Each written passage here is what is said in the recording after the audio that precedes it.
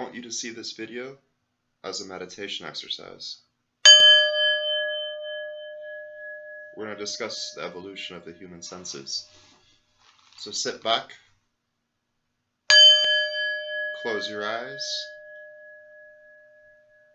and relax.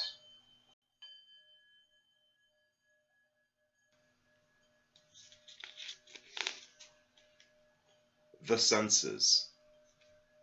Not only did we evolve on Earth, which revolves around the sun, but we also evolved in an expanding universe, hence our sense of time. Here we will take a look at the human senses. We will explore why we even have senses and where they came from. It is important to first explore these concepts because they are crucial for understanding our sense of space and time, and the concept of space preparation. Darwin's theory of evolution. Most of us are familiar with Darwin's theory of evolution. However, let's do a quick recap. It states that all life extends from a common ancestor. Over long periods of time, these animals changed to be better suited for their environment. Sensory evolution. It is important to discuss why beings even have senses, what they can sense with them, and why they may be beneficial for survival. We could go into much more detail on each topic, but considering this is simply a stepping stone for our understanding of space preparation, we will keep this simple. While we discuss, keep in the back of your mind that physical existence is a combination of light and solid. More specifically, light creates the solids. Photons could be considered like electrons moving at the speed of light from atom to atom. However, different combinations of light create the physical world, and these combinations may fabricate themselves to be any particle in existence. In short, matter is composed of light. Evolving on Earth. Animals have been said to have evolved on Earth. This statement is a rather simple system when compared to the greater picture. Animals did evolve on Earth, yet they also evolved in a solar system. To take that one step further, evolution occurred within an expanding universe. For the senses of smell and taste, we have organs that detect physical particles. The organs in this case would be the nose and tongue. They send electrical signals to our brain and let our bodies know if action is needed or not. They can tell us if something is edible or not. If something tastes or smells bad, it is most likely not edible. They can warn our bodies of approaching dangers like fire. The scent of smoke is strongly recognizable. You could say that these sensory organs are tuned to what would allow the species to survive and reproduce. The case for reproduction is clear with pheromones. These senses have been designed through evolution on Earth to detect physical molecules. The nose and tongue are detecting molecules that are made of matter. Now consider the sense of hearing. Again, you are detecting physical matter, but this time it is in the form of pressure waves. Pressure waves create the sounds you hear. The range of hearing is directly related to a frequency of a being's vocal cords. This is why we cannot perceive the highest pitches of a mouse and the lowest pitches of an elephant. Mice are tuned to a much higher frequency of sound, and elephants are tuned to a much lower frequency. However, the main point is that this sense is also detecting physical matter. The sense of touch is somewhat unique because it can detect molecules and light. Your sense of feeling comes from physically interacting with objects. You know that contact has been made because magnetic energy in your molecules is being directly interfered by with the molecules of whatever you are touching. This is obvious. What might not be so obvious is that you can feel if something is hot or cold. The implications of this are much grander than you may think. Your sense of touch can actually sense temperature differences without contact. You could say the human skin has the ability to detect infrared energy. It may be safe to assume that it may also be able to detect slightly shorter and slightly longer wavelengths. This means that you can essentially see with your sense of feeling.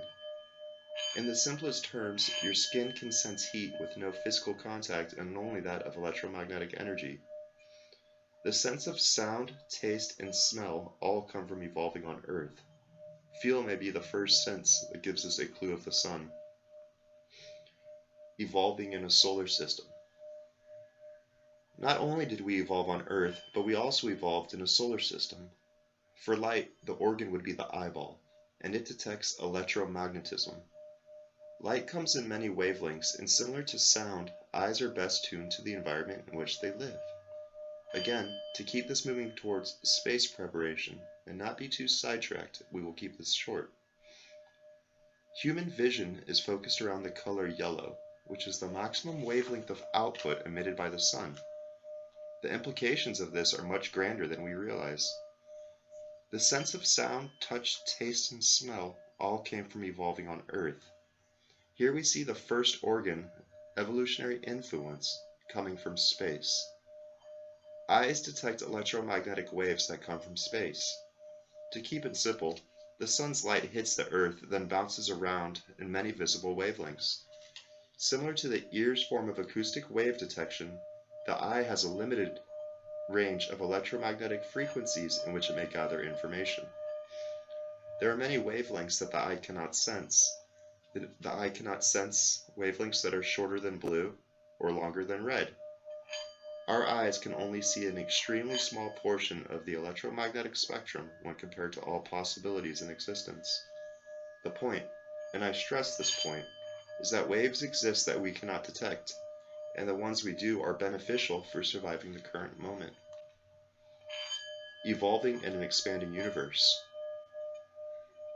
The sense of time exists and is a result of evolving in an expanding universe, where light is able to move freely from atom to atom. The sense of time may be extremely hard to measure. Sure, you can measure how far light travels and use a pendulum, but all that varies according to your relativistic velocity. It could be safe to say that similar waves, like those from short to long of the electromagnetic and acoustic frequencies, exist in time as well, and we have the ability to detect the one that is most beneficial for surviving the current moment. Now for time, this may be an obvious statement, but it's most beneficial to sense the now and not the past or future for your average animal. Every sense is ultimately filtered by your brain to give you a way to best interact with the environment. The past is solid and exists, yet we cannot physically see it. The present exists and we can see it. The future will be solid and it will exist. This implies that all future may be as solid as our past. Our sense of time is tuned to the now because it is what is most beneficial for surviving the current moment and producing offspring. Limitations of physical mediums. There are limitations to the mediums in which our senses are tuned. We are now shifting over to talk about the accuracy of our senses to the physical environment. From the last section, we saw that each sense has a threshold, a range of frequencies in which it may gather information. We also see that each sense is tuned to a certain substance or medium. For example, ears are tuned to acoustic waves which vibrate through physical matter. Typically, the medium is air. However, if you put your ear on a desk and tap the desk, now you are listening through the desk, which is made of a solid. Now the desk is the medium. In both cases, the medium determines the accuracy of your sense of choice. Accuracy, in this case, refers to your ability to locate the signal you are searching for. In other words, where is the object you are listening for? For sound waves, the denser the medium is, the faster the wave will travel. The faster the wave travels, the more accurately you may predict the location of the source, because there is less chance it is moved. Very quickly, and for fun, could there exist a density to where the velocity of sound is greater than the speed of light? It is important to recognize that sound has a maximum velocity at which it can travel through any medium, and it is generally governed by the density of the material. The basic equation is as followed. The speed of sound is equal to the square root of Bulk's modulus divided by density. You can clearly see that the velocity of the speed of sound varies through different mediums. Let's do a quick thought experiment. Imagine if we did not evolve with eyes, and we only had ears. Our entire world and understanding of space and time would solely be based off sounds. We might think that the speed of sound is the fastest source of communication as far as communications are concerned. The perceived locations of objects would be directly related to the speed at which it takes sound to travel. Acoustic waves would be the source of information exchange within our known universe. We would not know of stars and light because we would not have evolved with the tools necessary to do so. However, as humans, and having evolved with electromagnetic detection abilities, we know that light travels much faster than sound. For example, we can see a lightning strike well before we hear the thunder. Knowing this, we think it's completely silly or even ridiculous to consider the speed of sound as the ultimate barrier as far as physical matter moving through space.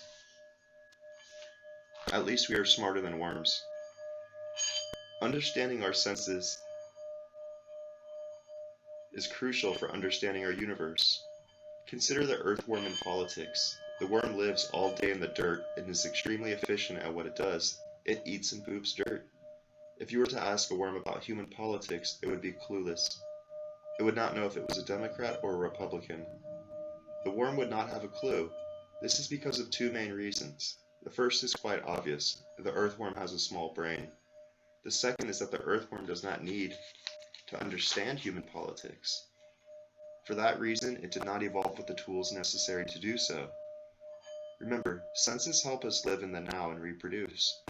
Although human politics may influence a worm's habitat through farming and other secondary means, the worm will never be able to fully comprehend what is happening, solely because it does not have the senses to be able to. Will a worm ever truly understand human politics? The answer is no. Worms do not have the physical ability to comprehend such concepts. The worm is not physically or mentally evolved enough to understand with the same capability as a human as to what it means to be alive in the universe. The worm has no knowledge of other planets, comets, black holes, and etc. Those parts of existence have no influence on the worm's day-to-day survival. But we're not that smart. Compare humans to the earthworm. We are bounds and leaps ahead of them as far as technological advancements and knowledge of the stars is concerned.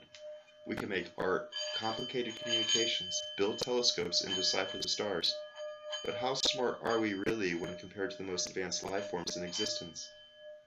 The Earth has been around for about 4.5 billion years, and humans only roughly appeared about 100,000 years ago. That's not really that much time when compared to the age of the Earth, and especially compared to the age of the universe, which is estimated to be about 14 billion years old. There could be life forms that have been around for 200,000 years or even a billion years. These life forms could potentially have much more developed senses than we do. Humans, to these theoretical aliens, could be just as smart as earthworms are to us. Light is the source of information exchange. The fastest source of information exchange when it comes to natural human evolutionary senses is electromagnetism. Electromagnetism is light. The speed of light may seem very fast. It may seem almost instant. You can have a conversation with someone on the other side of the planet with little to no delay. This comes down to perception. Light appears to move fast for humans, but to the theoretical alien who may have more developed senses than we do, light may move extremely slow. The thought of communicating through electromagnetism may be equivalent to talking with someone with two cups tied together with a string. To give an example for our understanding, imagine that this being can see and travel through wormholes with their natural body and no technology, just as easy as we can see the stars at night. The universe's greatest magic trick. Matter can travel faster than light, but it will not look like it. It is the universe's greatest magic trick. Consider the magician. They use lights and trickery to create an illusion. The reason why the tricks work is because they make you believe something is happening when it is not.